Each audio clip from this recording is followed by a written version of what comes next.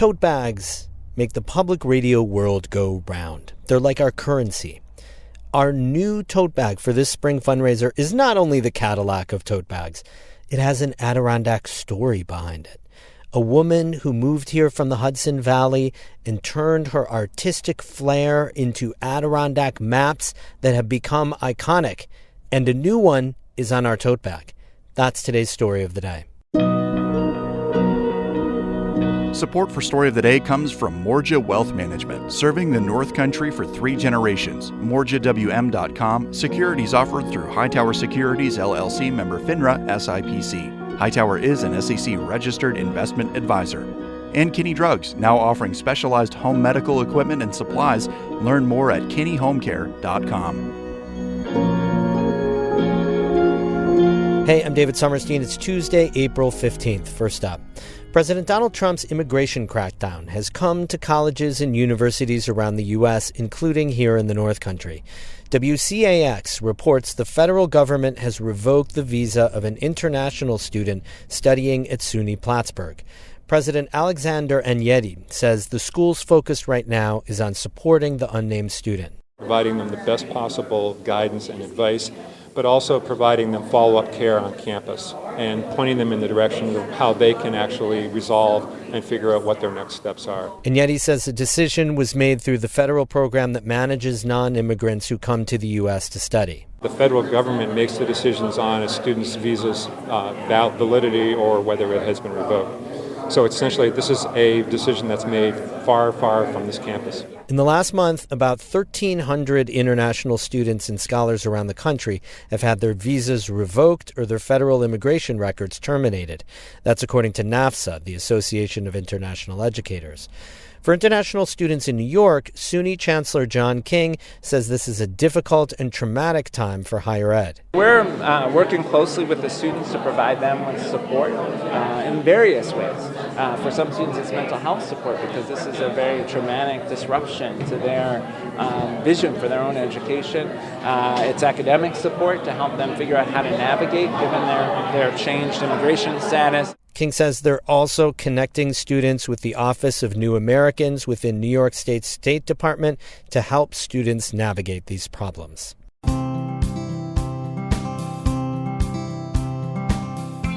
If you've ever read the Adirondack Explorer magazine, chances are you've seen artwork by Nancy Bernstein. She's been drawing maps for the magazine for 30 years, helping tell stories about hikes, paddles, and other outdoor adventures in the Adirondacks. Bernstein's maps are simple looking, but they have all the information you need to orient yourself in the park. Her latest project is for us at NCPR. She illustrated a beautiful map of the North Country that's now on our NCPR tote bag, and it has all of our antennas and transmitters listed on there. Emily Russell met Bernstein a few years ago and produced this story, which first aired in 2023. Nancy Bernstein is like the perfect kind of Adirondack famous. A lot of people don't know, who I am, which is fine, but they've seen my maps. And when they do meet me and they're like, oh, you're the one that did that? Bernstein is in her late 50s, and she's clearly super athletic. Right now, she's wearing blue frame glasses that match her earrings. Bernstein's been drawing maps for the Adirondack Explorer for half her life, sometimes up to 10 maps per issue. I ask her how many she thinks she's drawn over the decades. Like hundreds? I think more than that. There's a lot of maps, Emily.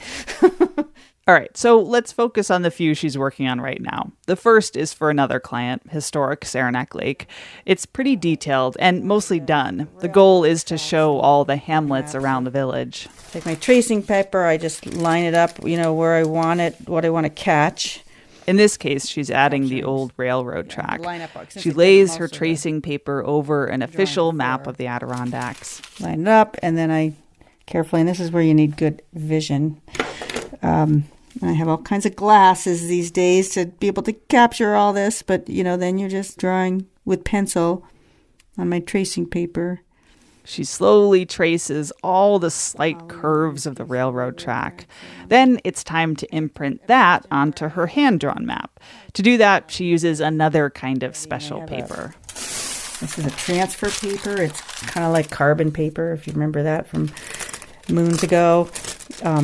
when you press on one side, it leaves ink on the other. So she slides that slate gray transfer paper between her map and the tracing paper, which sits on top. Once all of the map details are transferred over, it's ready for the final touches. I use these fine nibbed pens, micron pens, and I use watercolors, and sometimes I add little illustrations to my maps. She draws tiny little fire towers and lean-tos. Mostly, though, Bernstein's maps are pretty simple, clean-looking.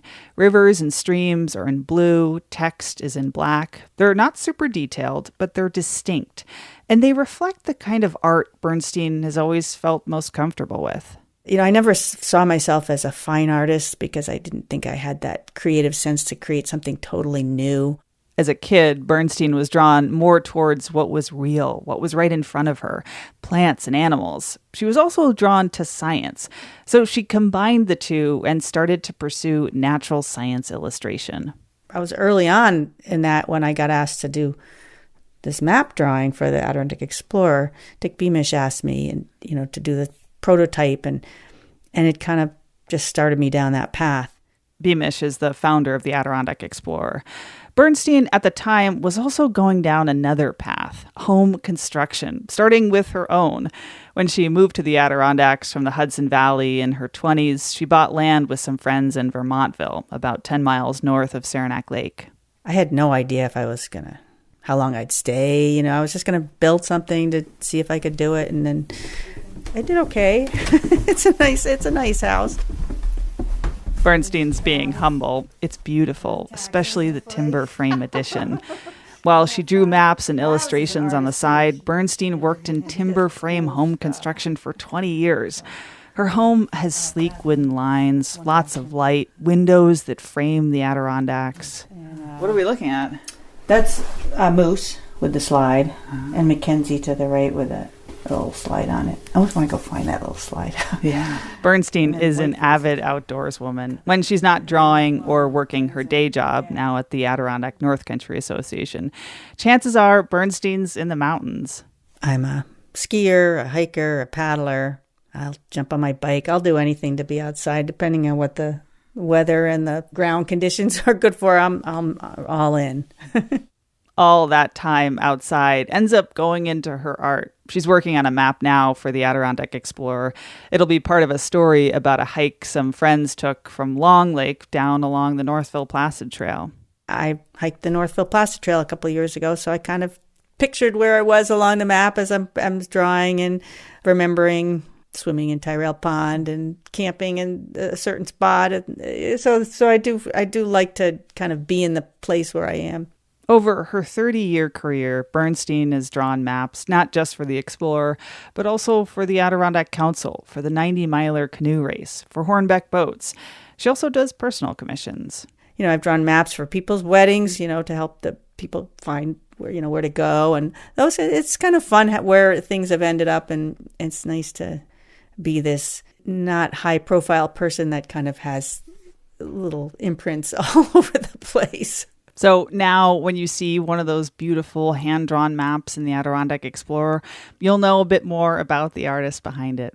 Emily Russell, North Country Public Radio, Vermontville. That story first aired in 2023. The newest update to it is that Nancy made a special map for us, for North Country Public Radio, with all of our transmitters on it. It's exactly as Emily described in the story. Simple, elegant, useful. It's also on our brand new NCPR tote bag. And you can get it right now by donating $20 a month for our spring fundraiser. Getting serious for a sec. You may have heard the news today that the Trump administration wants to strip $1 billion from public media. That's hundreds of thousands of dollars for us every year. This is not good news. We're trying to fight it. But what we can do right now is all of us stand up and say, hey, we're going to keep public radio strong. We believe in news and facts and truth and journalism. And we love jumbo tote bags with the Nancy Bernstein map on it. So do the good thing. Get the tote bag. Give right now at ncpr.org/give. Thank you so much. Music today by Caitlin Scholl of Lake Placid and Danny Thomas of Canton. I'm David Summerstein, North Country Public Radio.